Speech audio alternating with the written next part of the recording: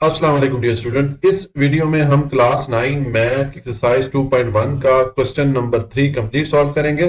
जबकि remaining questions के लिए मैंने अलहदा से वीडियोस बनाई हुई हैं, जिनके लिंक्स मैं इस वीडियो की डिस्क्रिप्शन में भी डाल दूंगा और आप इस चैनल पर क्लास 9 मैथ के प्लेलिस्ट में भी वो सारी वीडियोस देख सकते हैं। अब क्वेश्चन नंबर 3 है, which of the following statements are true and which are false. नीचे हमें कुछ स्टेटमेंट्स दी गई हैं, तो हमने देखना है कि इनमें से कौन सी स्टेटमेंट ट्रू है और कौन सी स्टेटमेंट फॉल्स है, यानी कि कौन सी स्टेटमेंट सही है और कौन सी स्टेटमेंट गलत है। अब नंबर 1 है, 2/3 इज एन इरेशनल नंबर। ये हमें एक फ्रैक्शन दी गई है और ये कहा जा रहा है कि ये फ्रैक्शन जो है ये एक इरेशनल नंबर है। तो देखिए, हमने इस एक्सरसाइज का क्वेश्चन नंबर 1 जब सॉल्व किया था, वहां पर हम रैशनल और इरेशनल नंबर सीख के आए थे। हम ये सीख के आए थे कि अगर कोई नंबर P/Q की फॉर्म में लिखा जा सके, यानी कि फ्रैक्शन या बटा की सूरत में लिखा जा सके, तो वो नंबर रैशनल नंबर कहलाता है। ठीक है, अब ये जो है 2/3 यानी कि बटा की सूरत में है, फ्रैक्शन की सूरत में है, तो ये फिर रैशनल नंबर होगा, नातिक अदद होगा, इररेशनल नंबर नहीं होगा।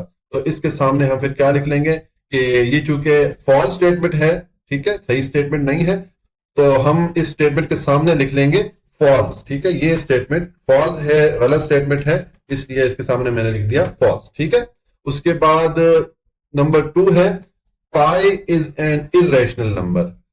कि पाई जो है ये एक इरेशनल नंबर है या गैर नातिक अदद है। तो ये भी हम जो क्वेश्चन नंबर 1 हमने सॉल्व किया था वहां पर सीख के आए थे कि पाई जो है ये एक इरेशनल नंबर है। इसको हमने डिटेल से एक्सप्लेन किया था। तो ये जो हमारी स्टेटमेंट है ये फिर ट्रू हो जाएगी। ठीक है, यानी कि ये जो स्टेटमेंट है ये सही है। उसके बाद ये आ रहा है 1/9। ये एक फ्रैक्शन में दी गई है, 1/9 इज अ टर्मिनेटिंग फ्रैक्शन। कि ये जो हमें फ्रैक्शन दी गई है 1/9, इसको अगर हम डेसिमल फ्रैक्शन में कन्वर्ट करें तो ये टर्मिनेटिंग फ्रैक्शन होगी। ठीक है, तो देखिए, अगर हम इस फ्रैक्शन को डेसिमल फ्रैक्शन में कन्वर्ट करके देखें, तो देखिए मैं आपको यहां पर दिखा देता हूं कि अगर हम इस 1/9 ये जो फ्रैक्शन है इसको डेसिमल फ्रैक्शन में कन्वर्ट करना चाहें, तो हमें 1 के ऊपर 9 को डिवाइड करना पड़ेगा। तो ये 1 के ऊपर मैं 9 को डिवाइड कर रहा हूं। अब ये 1 चूंकि 9 से छोटा है, तो हमें अपने पास से एक जीरो ऐड करना पड़ेगा। तो हमें यहाँ पर आंसर में डेसिमल पॉइंट ऐड करना पड़ेगा। ठीक है, जिस तरह के हम पिछला क्वेश्चन सॉल्व करते आए हैं। अब ये हमारे पास 10 हो जाएगा। 10 पे 9 को डिवाइड करें तो 1 टाइम डिवाइड होता है। ठीक है, अब 1 को 9 से मल्टीप्लाई करें तो 9 आ जाएगा। 10 में से 9 को माइनस करें, रिमाइंडर 1 आ जाएगा। अब ये 1 अगेन इस 9 से छोटा है, तो एक जीरो हमें ऐड करना पड़ेगा। इस जीरो को आप नीचे लाएं तो ये 10 हो गया।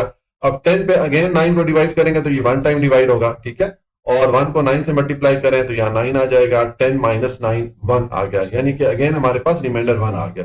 तो इस तरह अगर आप नोटिस करें तो हमारे पास हर बार रिमाइंडर 1 आता जाएगा। ठीक है, और अगर हम एक जीरो से साथ ऐड करते जाएंगे तो हमारे पास ये जो फ्रैक्शन है ये चलती रहेगी, ये टर्मिनेट नहीं होगी, इसका एंड नहीं आएगा। ठीक ठीक है, ये जो आंसर है ये डेसिमल पॉइंट के बाद 1 1 1 1 8 होता जाएगा। ये 1 1 1 रिपीट होता जाएगा। ठीक है, तो इसका मतलब है कि ये 1/9 जो है ये नॉन टर्मिनेटिंग फ्रैक्शन है या रिकरिंग फ्रैक्शन जिसको हम कहते हैं, जो कि हम क्वेश्चन नंबर 2 में सीख के आए थे। तो इसका मतलब है कि ये जो स्टेटमेंट है ये फिर फॉल्स है। ठीक है, तो इसके सामने हम लिख लेंगे कि ये जो स्टेटमेंट फॉल्स है। मैं इसको डिलीट कर लेता हूं, ये मैंने समझाने के लिए यहाँ पर आपको टेस्ट करके दिखाया था। ठीक है, तो इस स्टेटमेंट के सामने हम लिख लेंगे फॉल्स।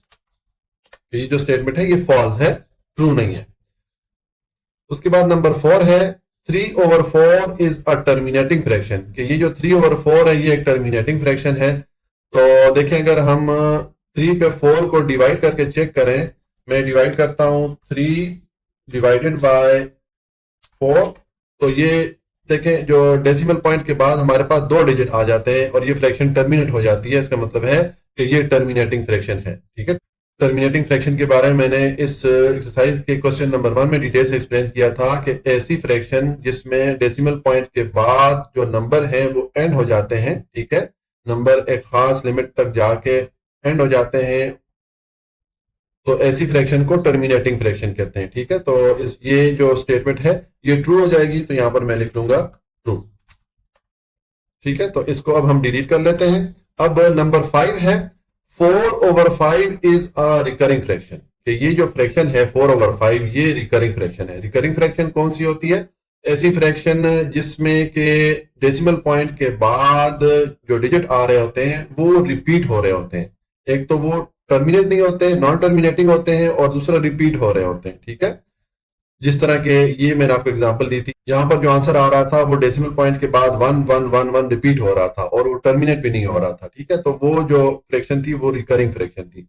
अब यहाँ पर अगर आप 4 पे 5 को डिवाइड करके चेक करें तो देखिए, मैं अगर इसको 4 पे डिवाइड करूं 5 को, तो अगर आप देखें तो ये फ्रैक्शन आई है, डेसिमल पॉइंट के बाद सिर्फ एक डिजिट आया और जो फ्रैक्शन है वो खत्म हो गई। ठीक है, इसका मतलब ये हो गया कि ये जो फ्रैक्शन है ये टर्मिनेट हो जाती है, ये टर्मिनेटिंग फ्रैक्शन है, रिकरिंग फ्रैक्शन नहीं है। ठीक है, तो हम लिख लेंगे, इसको मैं डिलीट कर लेता हूं और यहां पर हम लिख लेंगे कि ये जो स्टेटमेंट है ये फॉल्स है, क्योंकि ये जो फ्रैक्शन है 4/5 ये रिकरिंग नहीं है बल्कि ये टर्मिनेटिंग फ्रैक्शन है, तो इसके सामने मैंने फॉल्स लिख दिया। ठीक है, तो इस तरह ये हमारा क्वेश्चन नंबर 3 कंप्लीट हो जाता है।